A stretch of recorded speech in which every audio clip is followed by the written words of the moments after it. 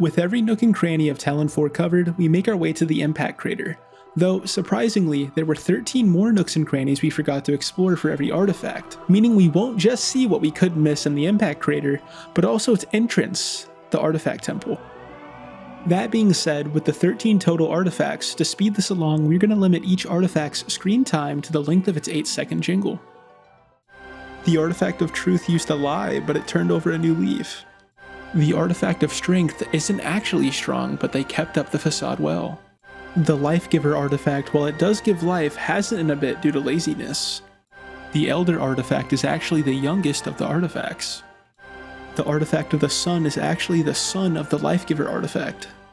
The artifact of Chozo is angry at Samus for forcing the sunlight onto them while they slept. The wilds artifact gets wild, thus has an extreme tolerance to alcohol.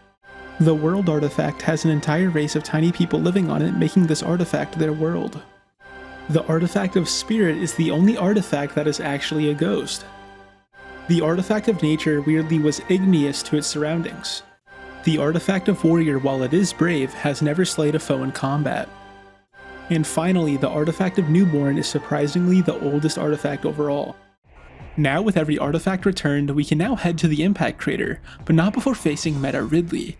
This fight to get rid of Ridley is very intense, being the only fight with a prime space pirate that constantly switches between flying and grounded combat. Though after the fight, the way Ridley comes to his demise is odd. After the final blow is dealt by Samus, we witness Ridley get shot by Chozo technology, causing him to fall to his death. However, it's never explained how these lasers activated.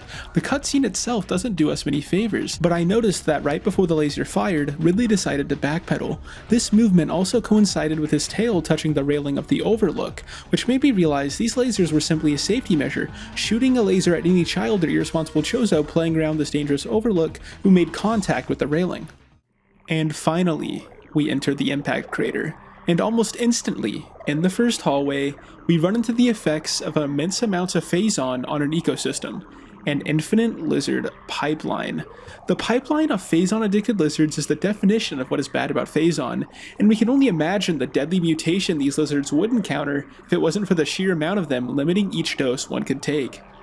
The main sanctum of the impact crater instantly bombards us with fission Metroids. These Metroids are pretty much identical to their larva counterparts, just colorful and large.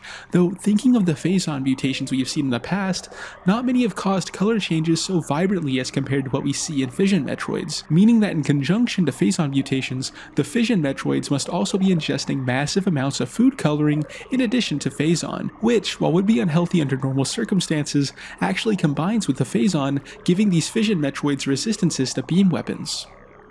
Making our way down the final hallway is a little unexpected, considering there are freshly installed spider ball tracks through it, but instantly this makes sense once we see who installed them.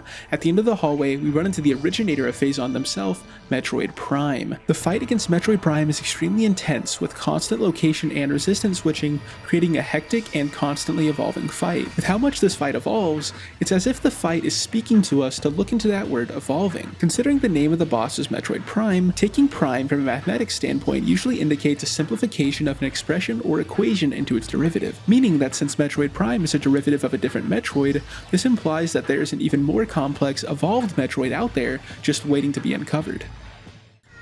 And while Metroid Prime's first phase would be enough for a dramatic finale, once Prime sheds its exoskeleton, we witness the core essence of Metroid Prime. This form and its ghostly appearance allows the player assurance that this is the spirit of all Phazon, and this fight definitely emphasizes this point, with the constant scramble for Phazon between the Essence and Samus being very ironic considering we are here to destroy the Phazon. However, this new form also allows us to take a look at the brain of this creature, and judging by its size, it definitely would have intelligent thoughts, but that's not what we witness. Many might write this off due to Phazon's effects. However, I believe the mind of Metroid Prime is actually affected by severe mental trauma.